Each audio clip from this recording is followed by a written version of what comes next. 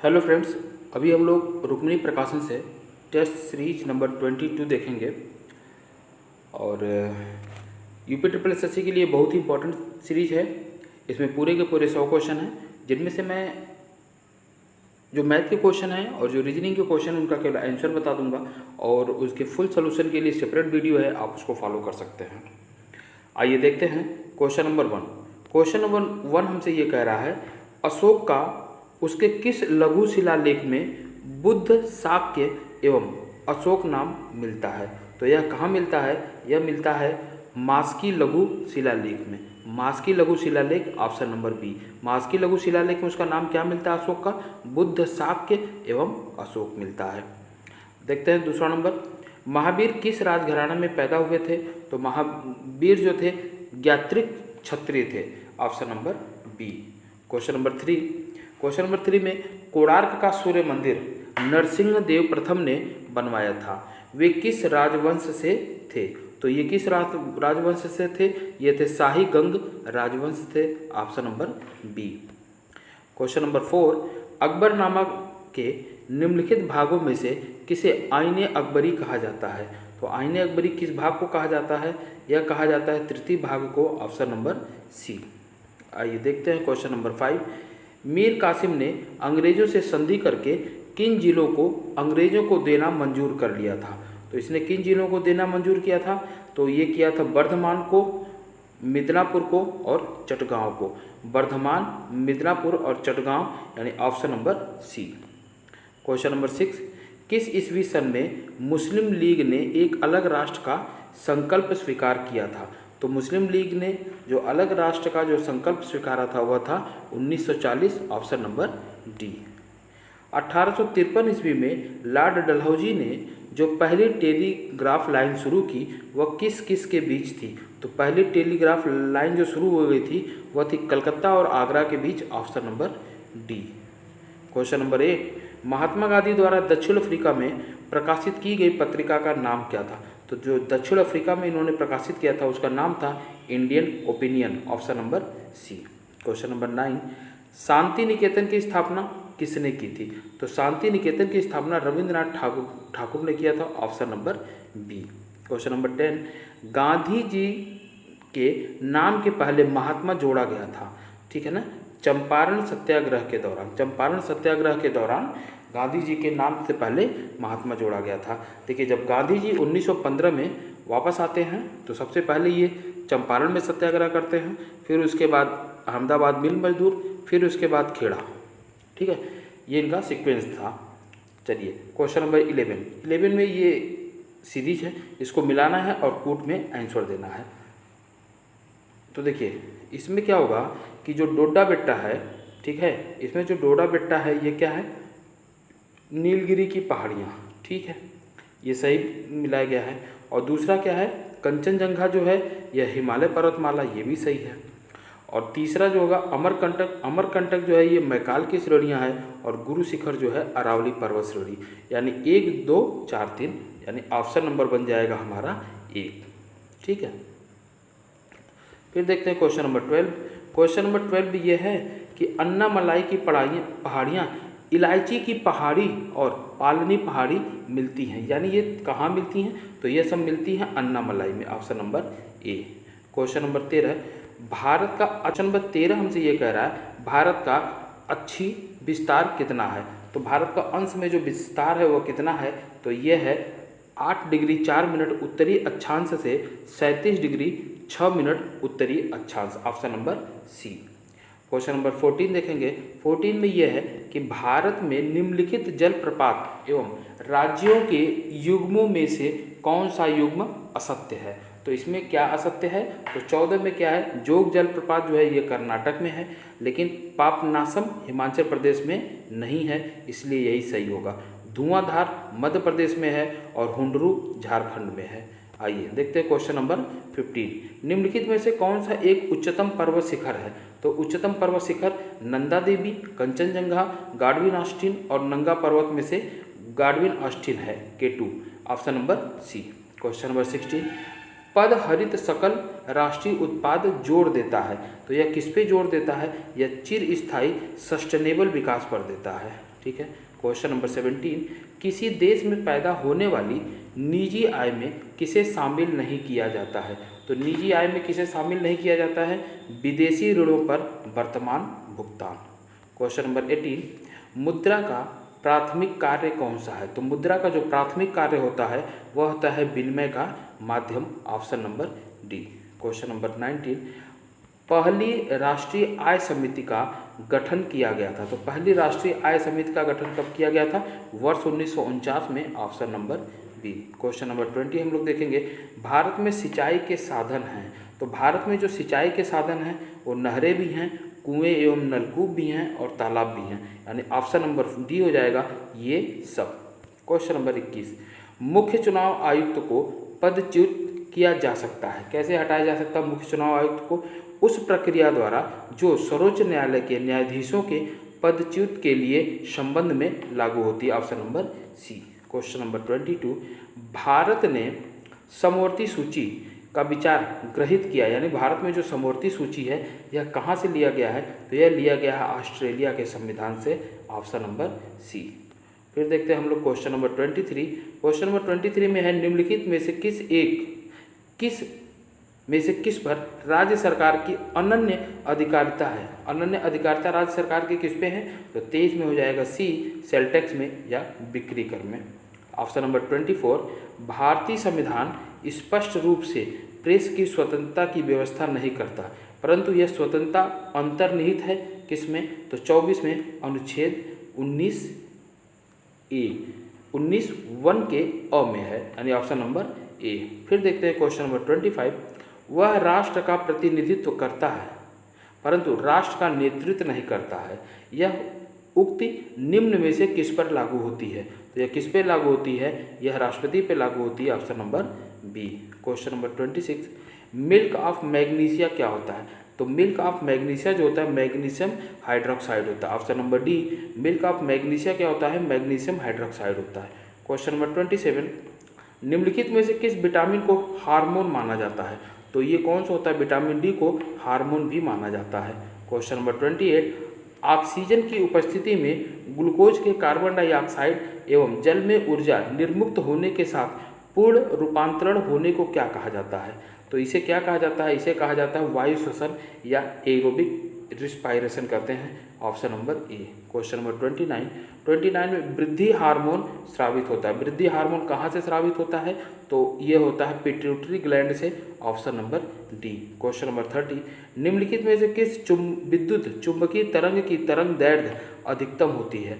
तो वह अधिकतम किसकी होती है? वह होती है इंफ्रारेड की या अवरक्त किरणों की।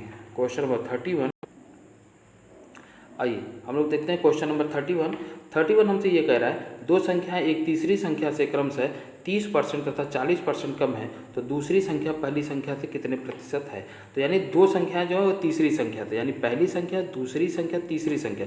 तो तीसरी संख्या को आपने 100 मान लिया, पहली संख्या कह रहा है 30 कम है तो मतलब ये होगा 70, दूसरी संख्या कह रहा है 40 कम है तो मतलब ये है 60।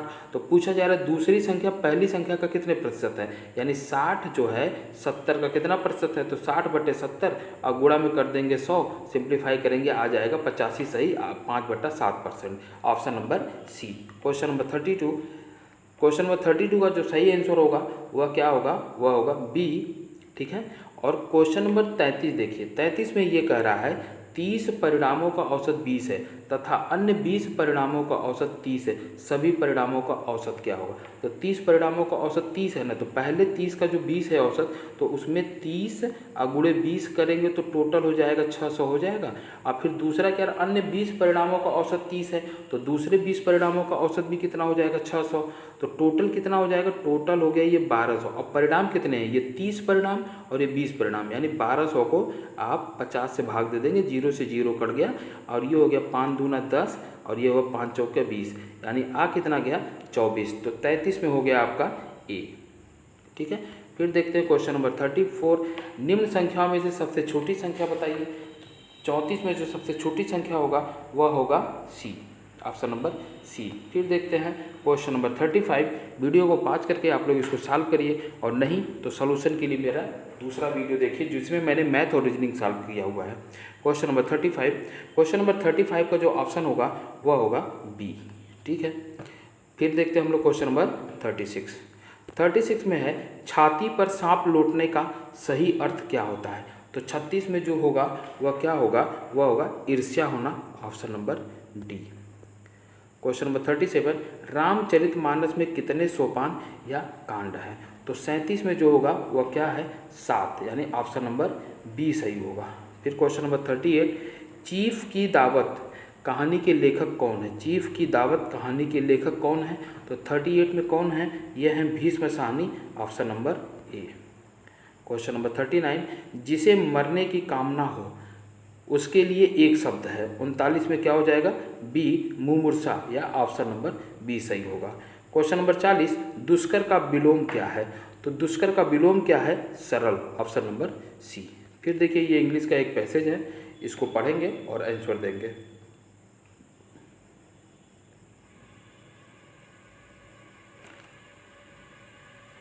Question number 41। क्वेश्चन नंबर 41 में जो सही होगा वह होगा ए। क्वेश्चन नंबर 42 में जो सही होगा वह होगा बी।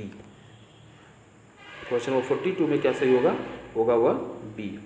क्वेश्चन नंबर 43 में क्या सही होगा, क्वेश्चन नंबर 43 में आपका सही हो जाएगा सी, और क्वेश्चन नंबर 44 में होगा B. Question number 45, question number 45 में होगा क्या, क्वेश्चन नंबर 45 में होगा सी। ठीक है। फिर देखते हैं हम लोग क्वेश्चन नंबर 46। 46 में ये कथन दिया हुआ है कि जनसंख्या सबसे बड़ी प्रदूषक है। जनसंख्या जो है सबसे बड़ी प्रदूषक है। अब इसमें दे रहा है कि पूर्वानुमान में बढ़ी हुई जनसंख्या सबसे बड़ा संसाधन है ना। तो प्रदूषक है तो संसाधन तो हो नहीं सकता। दूसरा, निरक्षर जनसंख्या गंदगी और हीनता की जनक है। ठीक है ना। तो 46 में हमारा क्या सही होगा, तो इसमें तो हमारा कोई भी निष्कर्ष निकल ही नहीं रहा है, तो ऑप्शन नंबर डी सही होगा। न तो निष्कर्ष एक निहित है और ना ही दो। आइए देखते हैं क्वेश्चन नंबर 47।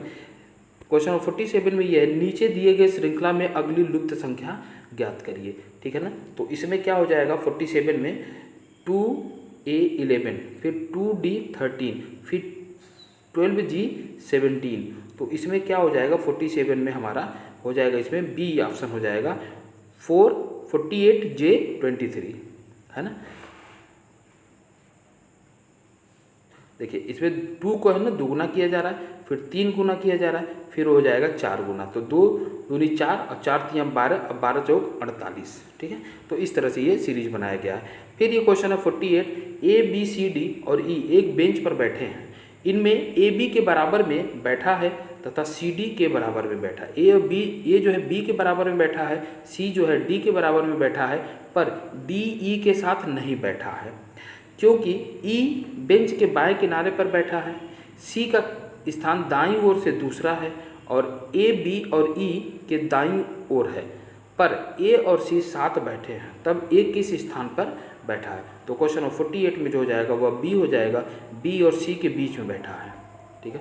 क्वेश्चन नंबर 49 में क्या है, DE अनुपाते 10 समानुपाते HI, तो इसमें क्या हो जाएगा, 49 में हो जाएगा C 36। ठीक है। अब देखते हैं हम लोग क्वेश्चन नंबर 50। एक लड़के का परिचय कराते हुए एक लड़की कहती है, वह मेरी माँ के भाई की इकलौती बहन का बेटा है। तो वह लड़का उस लड़की से कैसे संबंधित है। तो 50 में जो हो जाएगा वह लड़का उसका भाई है, ऑप्शन नंबर डी। आइए अब हम लोग करंट देखते हैं। जितना भी सेट है उसमें क्वेश्चन नंबर 51 से लेकर के 70 तक, यानी 20 क्वेश्चन करंट के हैं, और ये बहुत ही इंपॉर्टेंट है। करंट और मैथ का DI, ये दो जिनका अच्छा हो गया सिलेक्शन, उनका श्योर है कि प्री निकल जाना है। देखते हैं क्वेश्चन नंबर 51 में कहा जा रहा है, ऑल इंग्लैंड बैडमिंटन चैंपियनशिप का पुरुष वर्ग का खिताब किसने जीता। ऑल इंग्लैंड बैडमिंटन चैंपियनशिप का पुरुष वर्ग का खिताब किसने जीता है। तो यह खिताब जीता गया है ली जी जिया के द्वारा, option number A. Question number 52, जानवरों के लिए भारत का पहला सरकारी एम्बुलेंस नेटवर्क स्थापित करने की घोषणा किसने की है। तो 52 में हो जाएगा डी, आंध्र प्रदेश ने। फिर देखिए 53, प्रधानमंत्री मातृवंदना योजना, ठीक है, मातृवंदना योजना के क्रियान्वयन के लिए किस राज्य को वर्ष 2020-21 में राष्ट्रीय स्तर पर प्रथम पुरस्कार मिला है। तो 53 में जो हो जाएगा वह हो जाएगा ए, मध्य प्रदेश को मिला है। ठीक। क्वेश्चन नंबर 54, भारत का पहला कवक पार्क कहाँ विकसित किया जा रहा है? ठीक है ना। तो पहला कवक पार्क भारत का क्या है? तो यह है उत्तराखंड में, ऑप्शन नंबर ए। फिर क्वेश्चन नंबर 55, समलैंगिक विवाह को मान्यता देने वाला पहला एशियाई देश कौन बन गया है? तो यह बन गया है ताइवान, ऑप्शन नंबर सी। पुस्तक करुणानिधि ए लाइफ के लेखक कौन है? करुणानिधि ए लाइफ के लेखक कौन है? तो A.S. Panneer Selvan, option number C. Question number 57, question number 57 में यह है कि यशस्विनी देसवाल किस खेल से संबंधित हैं? तो यह किससे संबंधित हैं? यह निशानेबाजी से संबंधित हैं, option number D. Question number 58, question number 58 में ये पूछा गया कि चीन द्वारा अप्रैल 2021 में घोषित पहले मार्स रोवर का नाम क्या है? तो 58 में जो होगा वह हो जाएगा ज्यूरोंग, ऑप्शन नंबर बी। फिर देखते हैं 59, अंतर्राष्ट्रीय श्रम संगठन ILO के शासी निकाय के अध्यक्ष के रूप में किसे नियुक्त किया गया है? तो यह ऑप्शन नंबर 59 में किसे नियुक्त किया गया है? एन्ना जॉर्जफेल्ड को, option number D. Question number 60, खबरों में रहा APJ अब्दुल कलाम द्वीप कहाँ स्थित है? तो यह कहाँ स्थित है? यह बंगाल की खाड़ी में स्थित है, option number D. Question number 61, मूर्ति देवी साहित्य पुरस्कार किसने शुरू किया है? तो मूर्ति देवी साहित्य पुरस्कार शुरू किया है भारतीय ज्ञानपीठ ट्रस्ट ने, option number C. Question number 62, विश्व हिंदी दिवस हर साल कब मनाया जाता है? तो हिंदी दिवस कब मनाया जाता है? यह मनाया जाता है 14 सितंबर को, option number D. Question number 63, Bharat चीन युद्ध 1962 पर आधारित पुस्तक अनटोल्ड स्टोरी के लेखक कौन है? तो 63 में इसके लेखक कौन है? Lieutenant general VM call, option number A. Question number 64, निम्नलिखित में से किस शहर में विश्व का प्रथम टेस्ट ट्यूब डॉल्फिन पैदा हुई? तो पहला टेस्ट ट्यूब डॉल्फिन कहाँ पैदा हुई है? हांगकांग में पैदा हुआ, और ऑप्शन नंबर सी सही है। Question number 65, Indira Gandhi memorial tulip garden कहाँ है? तो Indira Gandhi memorial tulip garden जो है यह श्रीनगर में है, option number C. Question number 66, प्रधानमंत्री मोदी ने डॉक्टर APJ अब्दुल कलाम की जिस मूर्ति का अनावरण उनके रामेश्वरम स्मारक में किया उसमें उन्हें कौन सा वाद्य यंत्र बजाते हुए दिखाया गया है? तो इसमें दिखाया क्या गया है? वीणा बजाते हुए, ऑप्शन नंबर ए। फिर देखिए, निम्न कथनों में से कौन सा कथन सही नहीं है? हमको ये बताना है क्वेश्चन नंबर 67 में कि कौन सा कथन सही नहीं है। तो देखिए, राष्ट्रीय गीत वंदे मातरम की रचना बंकिम चंद्र चटर्जी ने मूल रूप से बांग्ला में की, यह आपका गलत है, तो यही हमारा ऑप्शन हो जाएगा। शक संवत पर आधारित राष्ट्रीय पंचांग में एक चैत्र समांतर 22 मार्च को और अधिवर्ष 21 मार्च को पड़ता है, ठीक है। भारत के राष्ट्रीय ध्वज के प्रारूप को संविधान सभा ने 22 जुलाई 1947 को अपनाया था, ये भी ठीक है। फिर देखते हैं, चौथा कह रहा है रविंद्रनाथ ठाकुर द्वारा मूल बंगला में रचित जनगण मन के हिंदी संस्करण को संविधान सभा ने भारत के राष्ट्रगान के रूप में 24 जनवरी 1905 को अपनाया, बिल्कुल सही है। क्वेश्चन नंबर 68, अद्वितीय प्रयोगात्मक शहर ओरोविले कहाँ स्थित है? तो ओरोविले कहाँ स्थित है? यह पौंडीचेरी में स्थित है, option number C. Question number 69 में ये कहा गया, डाक वितरण में तीव्रता लाने हेतु भारत में पिन कोड प्रणाली की शुरुआत कब की गई थी? तो भारत में पिन कोड जो प्रणाली की शुरुआत हुई है यह 15 अगस्त 1972 को शुरू हुआ, ऑप्शन नंबर बी। बहुत इंपॉर्टेंट क्वेश्चन कि जो हम लोग पोस्टल एड्रेस में पिन कोड डालते हैं यह कब से डालना शुरू किया गया? यह 15 अगस्त 1972 से शुरू किया गया। अब देखते हैं क्वेश्चन नंबर 70। क्वेश्चन नंबर 70 में यह है, नारा दो बूंद जिंदगी की किस कार्यक्रम के साथ संबंधित है? तो यह किस कार्यक्रम के साथ संबंधित था? यह संबंधित था pulse polio, option number C. आइए देखते हैं, ये गद्यांश है, इसको पढ़ेंगे और इसके आंसर देंगे। महात्मा गांधी अपना काम अपने हाथ से करने पर बल देते थे। वे प्रत्येक आश्रमवासी से आशा करते थे कि वह अपने शरीर से संबंधित प्रत्येक कार्य सफाई तक स्वयं करेगा। उनका कहना था कि जो श्रम नहीं करता है वह पाप करता है और पाप का अन्न खाता है। ऋषि मुनियों ने कहा है, बिना श्रम किए जो भोजन करता है वह वस्तुतः चोर है। महात्मा गांधी का समस्त जीवन दर्शन श्रम सापेक्ष था। उनका समस्त अर्थशास्त्र यही बताता था कि प्रत्येक उपभोक्ता को उत्पादनकर्ता होना चाहिए। उनकी नीतियों को अपेक्षा करने के परिणाम हम आज भी भोग रहे हैं। न गरीबी कम होने में आती है, न बेरोजगारी पर नियंत्रण हो पा रहा है और न अपराधों में वृद्धि हमारे वश की बात हो रही है।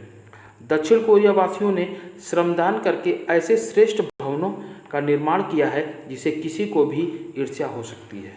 तो क्वेश्चन नंबर हम लोग देखेंगे पहले 71 में कहा गया उचित शीर्षक दीजिए। तो 71 के लिए जो सबसे सही शीर्षक होगा महात्मा गांधी के श्रम संबंधी विचार। क्वेश्चन नंबर 72 समस्त का पर्यायवाची खोजिए। तो समस्त का पर्यायवाची होता है संपूर्ण, option number A. Question number 73 आशय स्पष्ट कीजिए। महात्मा गांधी का समस्त जीवन दर्शन श्रम सापेक्ष था। तो इसका आशय क्या है कि महात्मा गांधी के सभी विचार श्रम पर आधारित थे, option number B. Question number 74 में चोर की परिभाषा क्या है। तो 74 में जो चोर की परिभाषा है बिना श्रम भोजन करना, option number C.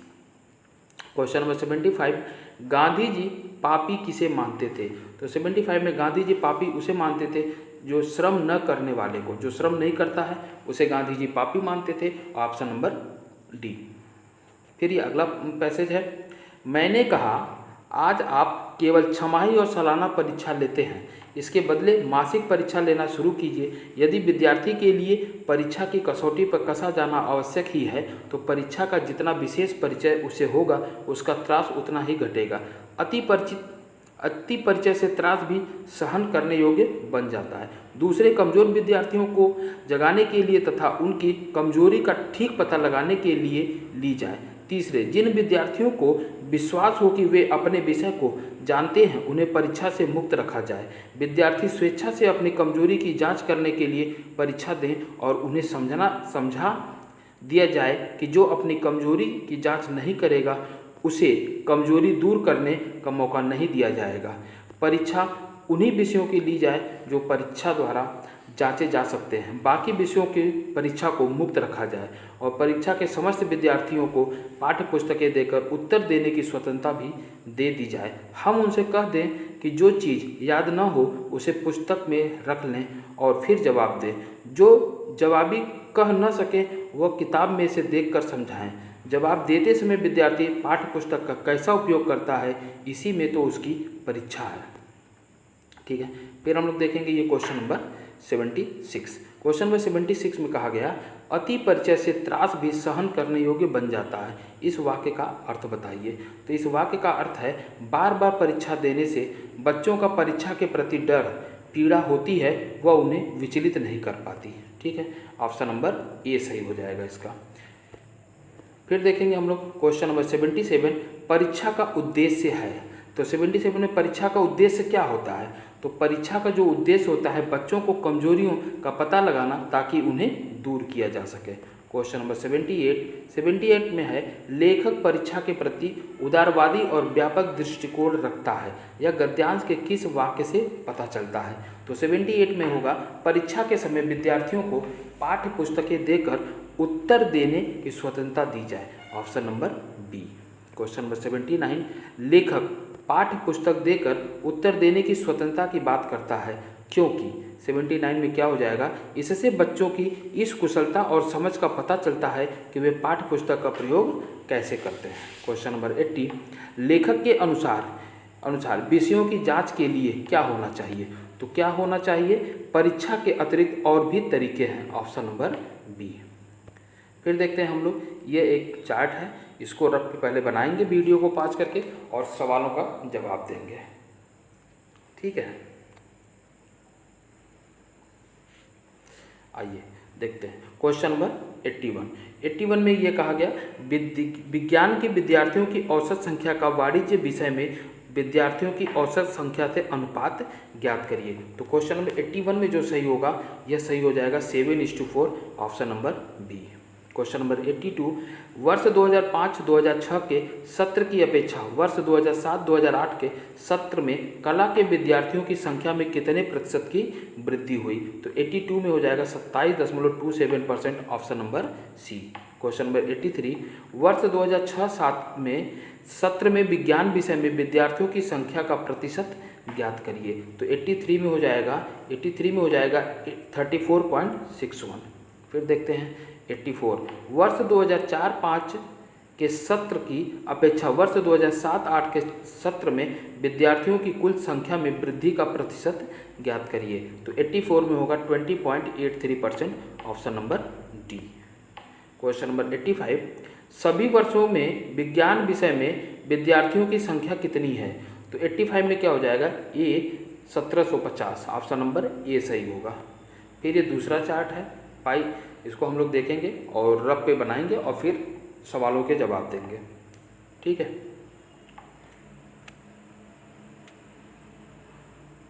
Question number 86, question number 86 में कहा गया यदि 1995 में कंपनी का आयात 247 करोड़ था तो 1995 में कंपनी द्वारा निर्यात कितना था? तो 86 में हो जाएगा D 380 crore, option number D. 87, किस वर्ष में कंपनी के निर्यात से आयात का अनुपात अधिकतम था? तो ये हो जाएगा 2001, ऑप्शन नंबर डी। दिए गए वर्षों में से कितने वर्षों में आयात से कम निर्यात हुआ? आयात से कम निर्यात हुआ 3 वर्षों में। 3 ऐसे वर्ष हैं जिनमें आयात से कम निर्यात हुआ, option number D. Question number 89 में कहा गया यदि 1998 ईस्वी में कंपनी का निर्यात 400 करोड़ रुपए था तो 1998 में कंपनी द्वारा आयात कितना करोड़ था? तो 89 में हो जाएगा 500 करोड़, ऑप्शन नंबर डी। फिर हम लोग देखेंगे क्वेश्चन नंबर 90, यदि 2000 में कंपनी द्वारा आयात तथा निर्यात पर कुल खर्च 390 करोड़ था तो आयात पर खर्च कितना था? तो आयात पे खर्च कितना था? 190 करोड़, ऑप्शन नंबर बी। ये कॉलम हम लोग बनाएंगे और सवालों के जवाब को देखेंगे। क्वेश्चन नंबर 91, किस राज्य में दालों का उत्पादन सबसे अधिक था? तो किस राज्य में दाल का उत्पादन सबसे अधिक था? वह था P, option number D. Question number 92, सभी 5 राज्यों में चावल का औसत उत्पादन 1000 टन में कितना था? तो यह था 46,000 tonne, option number B. Question number 93, राज्य आर में चावल और गेहूं की उत्पादित मात्राओं में अनुपात कितना था? तो 93 में हो जाएगा सी 2:1, ऑप्शन नंबर सी। 94, राज्य यस में गेहूं का उत्पादन राज्य पी में गेहूं के उत्पादन का कितना प्रतिशत है? तो 94 में जो सही होगा वह होगा 32%, option number B. Question number 95, सभी राज्यों में गेहूं तथा दाल का कुल उत्पादन कितना था? तो टोटल उत्पादन ये पूछा जा रहा है, तो यह था 377, ऑप्शन नंबर सी। अब देखेंगे हम लोग, ये एक आखिरी चार्ट है, इसको बनाएंगे और आंसर देखेंगे। क्वेश्चन नंबर 96, क्वेश्चन नंबर 96 में ये कहा गया कि अवनी को सभी विषयों में मिलाकर कुल कितने अंक मिले हैं? तो 96 में अवनी को कुल कितने अंक मिले हैं? 250, ऑप्शन नंबर डी।